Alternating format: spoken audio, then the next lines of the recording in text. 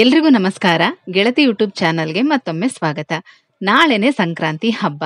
ಹಾಗಾಗಿ ಮನೆಯಲ್ಲಿ ಯಾವ ರೀತಿ ಪೂಜೆ ಮಾಡಬೇಕು, ಯಾವ ಸಮಯದಲ್ಲಿ ಮಾಡಬೇಕು, ಪುಣ್ಯ ಕಾಲದಲ್ಲಿ ಮಾಡುವಂಥ ಕೆಲಸ ಒಳ್ಳೆ ಫಲ ತಂದುಕೊಡುತ್ತೆ. ಹಾಗಾಗಿ ನಾಳೆಯ ಪೂಜೆಗೆ ಶುಭ ಸಮಯ, ಶುಭ ಮುಹೂರ್ತ ಯಾವುದು, ಸ್ನಾನ ಮತ್ತು ಪೂಜೆ ಯಾವ ಸಮಯದಲ್ಲಿ ಮಾಡಬೇಕು, ಹಾಗೆ ಯಾವ ರೀತಿ ಪೂಜೆ ಮಾಡಬೇಕು ಅನ್ನುವಂಥ ಸರಳವಾದ ವಿಧಾನನ ಇವತ್ತಿನ ವಿಡಿಯೋದಲ್ಲಿ ತಿಳಿಸ್ಕೊಡ್ತಾ ಇದ್ದೀನಿ. ವಿಡಿಯೋನ ಕೊನೆ ತನಕ ನೋಡಿ. ಜನವರಿ 2025 14ನೇ ತಾರೀಕು ಮಂಗಳವಾರ ಮಕರ ಸಂಕ್ರಾಂತಿ ಹಬ್ಬ. ಸೂರ್ಯನು ಧನುರಾಶಿಯಿಂದ ಮಕರ ರಾಶಿಗೆ ಪ್ರವೇಶ ಮಾಡುವಂತ ಉತ್ತರಾಯಣದ ಪುಣ್ಯಕಾಲ. ಸಂಕ್ರಾಂತಿ ಹಬ್ಬ ಅಂದ್ರೇನೆ ವಿಶೇಷವಾಗಿ ಸೂರ್ಯ ದೇವನಿಗೆ ಪೂಜೆ ಮಾಡುವಂಥದ್ದು. ಅದ್ರ ಜೊತೆಗೆ ಇದನ್ನ ಸುಗ್ಗಿ ಹಬ್ಬ ಅಂತ ಕೂಡ ಕರೀತಾರೆ. ಹಾಗಾಗಿ ಬೆಳಗ್ಗೆ ಸೂರ್ಯೋದಯದ ಸಮಯದಲ್ಲಿ ಮತ್ತೆ ಸಂಜೆ ಸೂರ್ಯಾಸ್ತದ ಸಮಯದಲ್ಲಿ ಪೂಜೆ ಮಾಡೋದು ತುಂಬಾನೇ ಒಳ್ಳೆಯದು. ಹಾಗಾಗಿ ಬೆಳಗ್ಗೆ 5:20ರಿಂದ 6:20 ತನಕ ಬೆಳಗಿನ ಬ್ರಾಹ್ಮಿ ಮುಹೂರ್ತ, ಈ ಸಮಯದಲ್ಲಿ ಸ್ನಾನ ಮಾಡೋದು ತುಂಬಾನೇ ಒಳ್ಳೆಯದು. ಹಾಗೆ ಬೆಳಗ್ಗೆ 9 ಗಂಟೆಯಿಂದ ಮಧ್ಯಾಹ್ನ 12:50 ತನಕ ಮಹಾಪುಣ್ಯ ಕಾಲ ಇರುತ್ತೆ. ಈ ಸಮಯದವರೆಗೂ ಕೂಡ ನೀವು ಮನೇಲಿ ಪೂಜೆನ ಮಾಡ್ಕೋಬಹುದು. ಅಥವಾ ಬೆಳಗ್ಗೆ ಬೇಗ ಎದ್ದು ಸ್ನಾನ ಮಾಡೋದಕ್ಕೆ ಆಗ್ಲಿಲ್ಲ ಅಂದ್ರೂ ನೀವು ಈ ಸಮಯದ ಒಳಗಡೆ ಸ್ನಾನ ಮತ್ತೆ ಪೂಜೆ ಎರಡನ್ನೂ ಕೂಡ ಮುಗಿಸ್ಬೇಕಾಗತ್ತೆ. ಅದರಲ್ಲೂ ಕೂಡ ಒಂದು ಅಮೃತ ಘಳಿಗೆ ಅಥವಾ ಅಮೃತ ಕಾಲ ಅಂತ ಅಂದ್ರೆ 45 ನಿಮಿಷಗಳ ಅವಧಿ, ಬೆಳಗ್ಗೆ 10 ಗಂಟೆಯಿಂದ 10:45 ತನಕ. ಹಾಗಾಗಿ ನೀವು ಒಂದು 11 ಗಂಟೆ ಒಳಗಡೆ ಆದ್ರೂ ಪೂಜೆ ಮಾಡೋದಕ್ಕೆ ಪ್ರಯತ್ನ ಮಾಡಿ. ಸಂಜೆ ತನಕ ಕೂಡ ಮಾಡಬಹುದು, ಒಳ್ಳೆ ಸಮಯನೇ ಇದೆ ಹಬ್ಬದ ದಿನ. ಅದರಲ್ಲೂ ಮಹಾಪುಣ್ಯ ಕಾಲ ಅಂತಂದ್ರೆ ಈ 45 ನಿಮಿಷದ ಅವಧಿ, ಬೆಳಗ್ಗೆ 10 ಗಂಟೆಯಿಂದ 10:45 ತನಕ.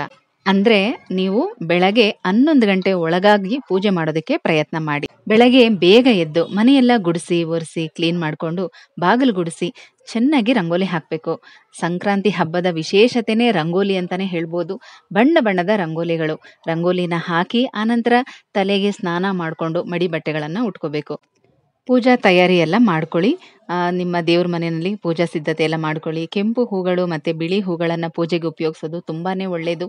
ಪೂಜೆ ತಯಾರಿ ಎಲ್ಲ ಆದ್ಮೇಲೆ ನೀವು ನೈವೇದ್ಯಕ್ಕೆ ರೆಡಿ ಮಾಡ್ಕೋಬೇಕು. ಪೊಂಗಲ್ಲು, ಗೆಣಸು, ಕಬ್ಬು ಈ ತರ, ಅಥವಾ ಆ ದಿನ ಇನ್ನೇನು ವಿಶೇಷವಾದ ನೀವು ಅಡಿಗೆಗಳನ್ನ ಮಾಡ್ತಿರೋ ಎಲ್ಲನೂ ಕೂಡ ರೆಡಿ ಮಾಡಿಟ್ಕೋಬೇಕು. ಇನ್ನು ಎಳ್ಳು ಬೆಲ್ಲ ಅಂತೂ ಈ ಹಬ್ಬದ ವಿಶೇಷತೆ ಎಲ್ರಿಗೂ ಕೂಡ ಗೊತ್ತಿರುತ್ತೆ. ಎಳ್ಳು ಬೆಲ್ಲ ತಿಂದು ಒಳ್ಳೆ ಮಾತಾಡು ಅನ್ನೋ ಗಾದೆ ಮಾತೇ ಇದೆ ಅಲ್ವಾ? ಹಾಗಾಗಿ ಅದನ್ನು ಕೂಡ ಒಂದು ಕಪ್ಪಲ್ಲಿ ಇಟ್ಕೊಂಡು ಮೊದಲು ದೇವರ ಮನೆಯಲ್ಲಿ ಎಲ್ಲನೂ ಕೂಡ ನೈವೇದ್ಯ ಎಲ್ಲ ಜೋಡಿಸಿ ಪೂಜೆನ ಪ್ರಾರಂಭ ಮಾಡ್ಕೊಳ್ಳಿ. ಉತ್ತರ ಅಥವಾ ಪೂರ್ವಾಭಿಮುಖವಾಗಿ ಕೂತ್ಕೊಂಡು ಕೈಯಲ್ಲಿ ಹೂವು ಅಕ್ಷತೆನ ಇಟ್ಕೊಂಡು ಪ್ರಾರ್ಥನೆ ಮಾಡ್ಕೊಳ್ಳಿ. ಗಣಪತಿನ ಪ್ರಾರ್ಥನೆ ಮಾಡಿಕೊಂಡು ಮಕರ ಸಂಕ್ರಾಂತಿ ಹಬ್ಬದ ಈ ಶುಭ ದಿನದಂದು ಯಥಾಶಕ್ತಿ ಪೂಜೆ ಮಾಡ್ತಾ ಇದ್ದೀನಿ ಅಂತ ಹೇಳಿ ನಿಮ್ಮೆಲ್ಲರ ಆಶೀರ್ವಾದ ಸದಾ ನಮ್ಮ ಕುಟುಂಬದ ಮೇಲೆ ಇರಬೇಕು ಅಂತ ಪ್ರಾರ್ಥನೆ ಮಾಡಿಕೊಂಡು ಹೂವು ಅಕ್ಷತೆಯನ್ನ ಗಣಪತಿ ಮುಂದೆ ಹಾಕ್ಬೇಕು. ಹಬ್ಬದ ದಿನ ದೇವರ ಮುಂದೆ ತುಪ್ಪದ ದೀಪ ಹಚ್ಚೋದಕ್ಕಂತೂ ಮರಿಬೇಡಿ. ಹಾಗೇನೆ ನೈವೇದ್ಯ ಮಾಡೋದಕ್ಕಿಂತ ಮೊದಲು ನಿಮ್ಮ ಸ್ಟವ್ಗೂ ಕೂಡ ಅರಿಶಿನ ಕುಂಕುಮ ಎಲ್ಲ ಹಚ್ಚಿ ಹೂವಿಟ್ಟು ನಮಸ್ಕಾರ ಮಾಡಿಕೊಂಡು ಆಮೇಲೆ ನೀವು ನೈವೇದ್ಯ ಮಾಡೋದಕ್ಕೆ ಶುರು ಮಾಡಬೇಕು. ಹೀಗೆ ಮಡಿಯಿಂದ ನೈವೇದ್ಯನ ಮಾಡಿ ಎಲ್ಲನೂ ತಂದಿಟ್ಕೊಳ್ಳಿ ದೇವ್ರ ಮನೆಯಲ್ಲಿ. ಆಮೇಲೆ ಕೂತ್ಕೊಂಡು ನಿಮ್ಮ ಪೂಜೆನ ಪ್ರಾರಂಭ ಮಾಡ್ಕೊಳ್ಳಿ. ಪೂಜೆ ಶುರು ಮಾಡಿ ಗಣಪತಿನ ಪ್ರಾರ್ಥನೆ ಮಾಡ್ಕೋಬೇಕು. ಮನೆ ದೇವ್ರನ್ನ ಸ್ಮರಣೆ ಮಾಡ್ಕೊಳ್ಳಿ. ಲಕ್ಷ್ಮೀ ನಾರಾಯಣ ಮತ್ತೆ ಶಿವ ಪಾರ್ವತಿನ ಸ್ಮರಣೆ ಮಾಡ್ತಾ ಗುರುಗಳ ಮಂತ್ರನ ಹೇಳ್ಕೊಂಡು ಪೂಜೆನ ಶುರು ಮಾಡಿ. ಮಂಗಳವಾರ ಆಗಿರೋದ್ರಿಂದ ದುರ್ಗಾದೇವಿ ಸ್ಮರಣೆ ಮಾಡೋದು ತುಂಬಾನೇ ಒಳ್ಳೆಯದು. ಹಾಗಾಗಿ ದುರ್ಗಾದೇವಿಯ ಸ್ತೋತ್ರಗಳು ನಿಮ್ಗೆ ಯಾವ್ದು ಗೊತ್ತೋ ಅದನ್ನ ಹೇಳ್ಕೊಳ್ಳಿ. ಗೊತ್ತಿಲ್ಲ ಅಂದ್ರೆ ಓಂ ದುಂ ದುರ್ಗಾಯೇ ನಮಃ ಅಂತ 11 ಸಲ ಹೇಳ್ಕೊಳ್ಳಿ. ಹಾಗೆ ಸುಬ್ರಹ್ಮಣ್ಯ ಸ್ವಾಮಿಯ ಮಂತ್ರ ಸ್ತೋತ್ರನೂ ಕೂಡ ಹೇಳ್ಕೋಬೇಕು. ಮಂಗಳವಾರ ಅಲ್ವಾ, ಹಾಗಾಗಿ ನಿಮ್ಮ ಮಂತ್ರ ಸ್ತೋತ್ರ ಪಠನೆ ಎಲ್ಲನೂ ಮುಗಿದಿದ್ರೆ ನೈವೇದ್ಯ ಮಾಡಬೇಕು. ಅದಾದ್ಮೇಲೆ ಮಹಾ ಮಂಗಳಾರತಿನ ಮಾಡಿ ಮನೆಯವರೆಲ್ಲರೂ ಕೂಡ ಮಂಗಳಾರತಿ ತಗೊಂಡು ಸೂರ್ಯನ ಪೂಜೆಗೆ ರೆಡಿ ಮಾಡ್ಕೋಬೇಕು. ಒಂದು ತಾಮ್ರದ ಚೆಂಬಲ್ಲಿ ನೀರು ತಗೋಬೇಕು. ಆ ನೀರಿಗೆ ಒಂದ್ ಸ್ವಲ್ಪ ಅರಿಶಿನ ಕುಂಕುಮ ಅಕ್ಷತೆ ಮತ್ತೆ ಕೆಂಪು ಹೂನ ಹಾಕೋಬೇಕು. ಮತ್ತೆ ಇನ್ನೊಂದು ತಟ್ಟೆಯಲ್ಲಿ ನೈವೇದ್ಯ, ಅರಿಶಿನ ಕುಂಕುಮ, ರಂಗೋಲಿ ಪುಡಿ ಮತ್ತೆ ಊದ್ಬತ್ತಿ, ಕರ್ಪೂರ, ತುಪ್ಪದ ಬತ್ತಿಗಳು, ತುಳಸಿ, ಒಂದು ತಾಮ್ರದ ಚೆಂಬಲ್ಲಿ ನೀರು, ಈ ರೀತಿ ಪೂಜಾ ಸಾಮಗ್ರಿಗಳನ್ನ ರೆಡಿ ಮಾಡಿ ಇಟ್ಕೋಬೇಕು. ನಿಮ್ಮ ಮನೆಯ ಹೊರಗಡೆ ಎಲ್ಲಿ ಸೂರ್ಯನ ಬೆಳಕು ಕಾಣಿಸ್ತಾ ಇದೆ ಆ ಜಾಗದಲ್ಲಿ ಸ್ವಲ್ಪ ನೀರನ್ನ ಪ್ರೋಕ್ಷಣೆ ಮಾಡಿ ಒಂದು ರಂಗೋಲಿನ ಹಾಕ್ಬೇಕು. ನೀವು ಯಾವ ರಂಗೋಲಿ ಬೇಕಾದ್ರೂ ಹಾಕ್ಬೋದು ಅಥವಾ ಸೂರ್ಯನ ಚಿತ್ರ ಕೂಡ ಬಿಡಿಸ್ಬಹುದು. ಆ ಒಂದು ರಂಗೋಲಿಗೆ ಅರಿಶಿನ ಕುಂಕುಮ, ಹೂವು, ತುಳಸಿ ಎಲ್ಲನೂ ಕೂಡ ಇಡಬೇಕು. ಆ ರಂಗೋಲಿ ಮುಂದೆ ದೀಪನೂ ಕೂಡ ಹಚ್ಚಿಡ್ಬೇಕು. ದೀಪ ಉರಿಯೋದಿಲ್ಲ ಅಂದ್ರೆ ತುಪ್ಪದ ಬತ್ತಿಗಳನ್ನ ಇಟ್ಕೊಳ್ಳಿ. ನೀವು ಕರ್ಪೂರದ ಆರತಿ ಮಾಡ್ತಿರಲ್ಲ ಅದ್ರ ಒಳಗಡೆನೆ ತುಪ್ಪದ ಬತ್ತಿಗಳನ್ನ ಕೂಡ ಇಟ್ಟು ಹಚ್ಚಿ ಆರತಿ ಮಾಡ್ಬೋದು. ಹಾಗಾಗಿ ತುಪ್ಪದ ಬತ್ತಿಗಳನ್ನ ಇಟ್ಕೊಳ್ಳೋದು ಒಳ್ಳೇದು. ಸೂರ್ಯನ ಮಂತ್ರನ ಹೇಳ್ತಾ ಪೂಜೆನ ಪ್ರಾರಂಭ ಮಾಡ್ಕೊಳ್ಳಿ. ಮಂತ್ರಗಳನ್ನ ಡಿಸ್ಕ್ರಿಪ್ಷನ್ ಬಾಕ್ಸಲ್ಲಿ ಕೊಟ್ಟಿರ್ತೀನಿ, ನೀವು ನೋಡಿ ಅದನ್ನ ಹೇಳ್ಕೋಬಹುದು. ಕೈಯಲ್ಲಿ ಅಕ್ಷತೆ ಮತ್ತೆ ಕೆಂಪು ಹೂವು ಅಥವಾ ತುಳಸಿನ ಇಟ್ಕೊಂಡು ಸೂರ್ಯನಾರಾಯಣನನ್ನ ಪ್ರಾರ್ಥನೆ ಮಾಡ್ಕೊಳ್ಳಿ.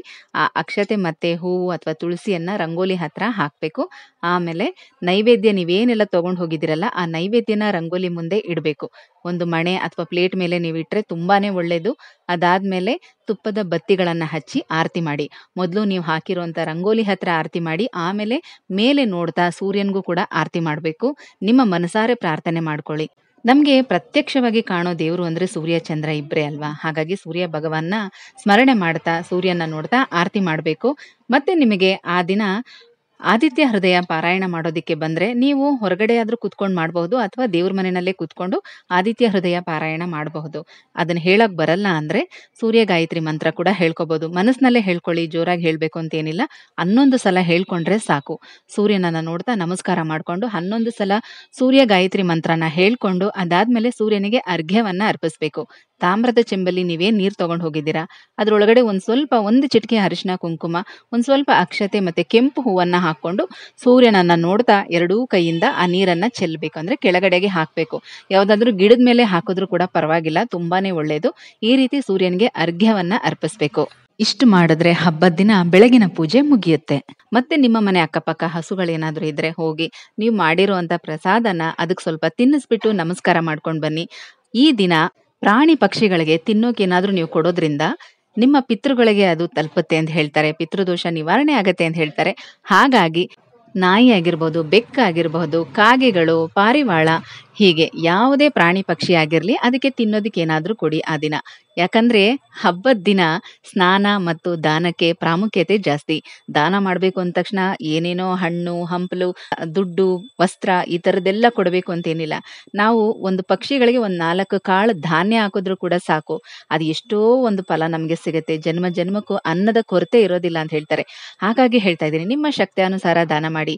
ಅಥವಾ ಯಾರಾದ್ರೂ ಅಸಹಾಯಕರಿಗೆ ದೇವಸ್ಥಾನದ ಹತ್ರ ಅಂತೂ ಭಿಕ್ಷಕರು ಇದ್ದೇ ಇರ್ತಾರೆ, ನಿಮ್ ಕೈಲಾದಷ್ಟು ಏನ್ ಬೇಕಾದ್ರೂ ನೀವು ಕೊಡಬಹುದು. ಆ ದಿನ ಹಬ್ಬದ ಅಡಿಗೆ ಮಾಡಿರ್ತೀರ ಅಂದ್ರೆ ಅವ್ರಿಗೆ ಊಟ ಕೊಡಬಹುದು ಅಥವಾ ದುಡ್ಡು ಕೊಡಬಹುದು.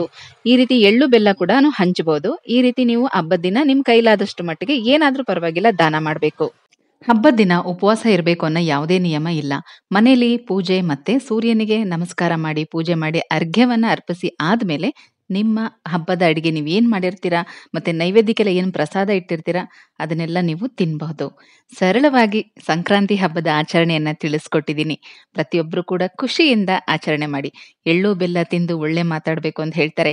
ಹಾಗಾಗಿ ಯಾರ ಮೇಲೆ ಯಾರಿಗೆ ಕೋಪ, ಮನಸ್ತಾಪ, ಬೇಸರ ಏನೇ ಇದ್ರು ಅದನ್ನೆಲ್ಲ ಮರೆತು ಸಂಭ್ರಮದಿಂದ ಹಬ್ಬನ ಆಚರಣೆ ಮಾಡಿ ಅಂತ ಹೇಳ್ತಾ, ಪ್ರೀತಿಯ ಸ್ನೇಹಿತರೆ, ನಿಮಗೂ ಮತ್ತೆ ನಿಮ್ಮ ಕುಟುಂಬದವರಿಗೆ ಮಕರ ಸಂಕ್ರಾಂತಿ ಹಬ್ಬದ ಶುಭಾಶಯಗಳು. ಮತ್ತೆ ಸಿಗ್ತೀನಿ ಮುಂದಿನ ವಿಡಿಯೋದಲ್ಲಿ. ಹೋಗ್ಬರ್ಲಾ?